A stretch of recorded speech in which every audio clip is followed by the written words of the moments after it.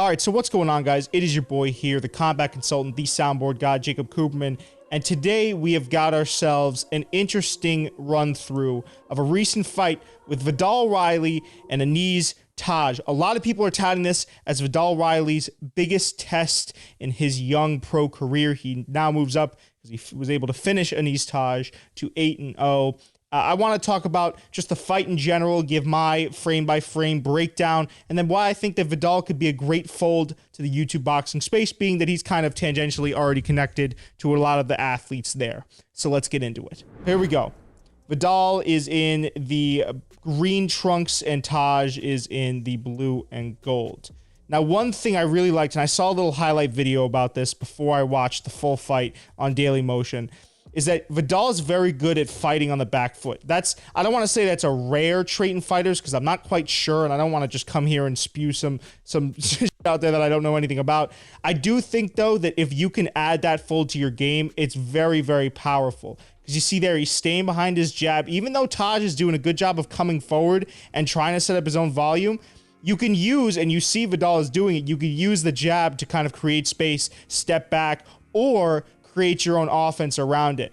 Another thing, bridging off of that Vidal does really, really well is he's going to throw the jab, and it might be somewhere around here. There you go. See? He'll parry it, or he'll use that, excuse me, to set up with the overhand. So he'll throw the jab, and then when he feels like Taj getting a little bit too overly aggressive, he'll pop that overhand out there. And then you combine that with another great thing about Riley, which is that he's so technically responsible. He's never really out of place with his strikes. You get a guy that's going to be fantastic fighting anywhere in the ring, right? He can fight coming forward. He can fight going backwards, side to side, because it all starts with that jab. And I had people yell at me about checking out the footwork more. So we're going to do that, this analysis. You see Vidal uses that jab. You're supposed to step in every time you jab, and he gets on the inside of that lead foot of Taj.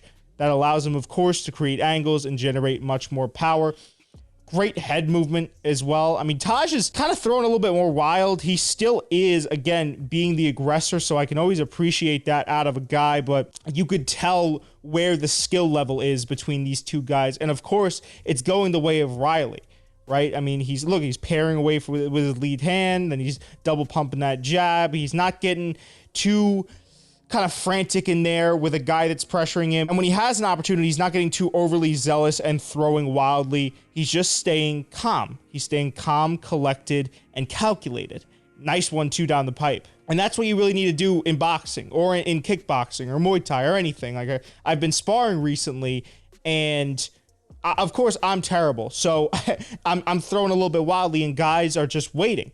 Guys will wait to come in, right? And that's exactly what Vidal is doing here. It's such an important part of these sports is seeing everything, keeping your hands up. But Vidal is continuing to just stay composed, stay calm. That jab is his best weapon so far in this fight, man. And I know we talked about him using it to set other things up, but even the jab is snapping the head back of Taj in a big way. And those short steps too, he's not overcommitting with his jab step. He's fighting a perfect fight right now, man. I can't take anything away from him. Always standing square with his opponent too, right? Lead foot to lead foot, that's important. It's also the range management of Riley is really, really good too. Riley's not allowing him any free entries into the pocket because he's kind of staying at long boxing range. All right, here we go. Round number 3.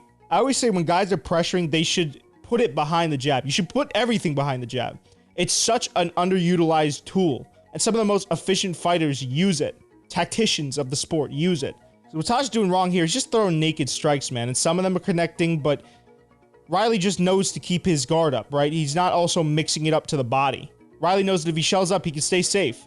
He just has to wait for his opportunity to throw. See a little bit of blood starting to form on the face of Taj. But listen, Riley, and I'll get into it at the end of this, Riley will be a great fold. Actually, I suppose we can talk about it right now as the fight's going on. I think Riley would be a great addition to Misfits. I don't know if he's under contract with a certain promotion. I'd assume maybe he is if he's 8-0 in the pros. But think about it, he is a great look for Misfits boxing if they want to have, and I look this up, it's the best combat sports athletes from Lifestyle, from YouTube, doesn't matter. They have to be pretty much an entertainment personality. One could argue that Vidal Riley, on top of his professional boxing career, is also an entertainer because he does have a YouTube channel, and it would make sense because he's helped out guys in that space before. I think having that pro boxer aspect to Misfits would be a very, very good idea. And I think if Vidal wants to get in there with, I know he's at cruiserweight, so maybe, King Kenny square off like that.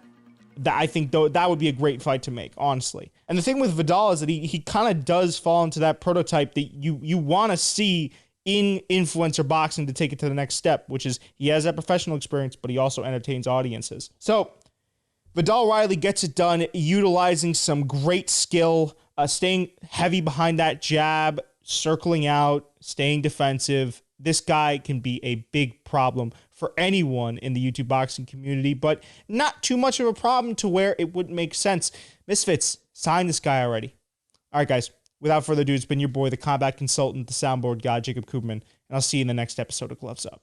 Peace.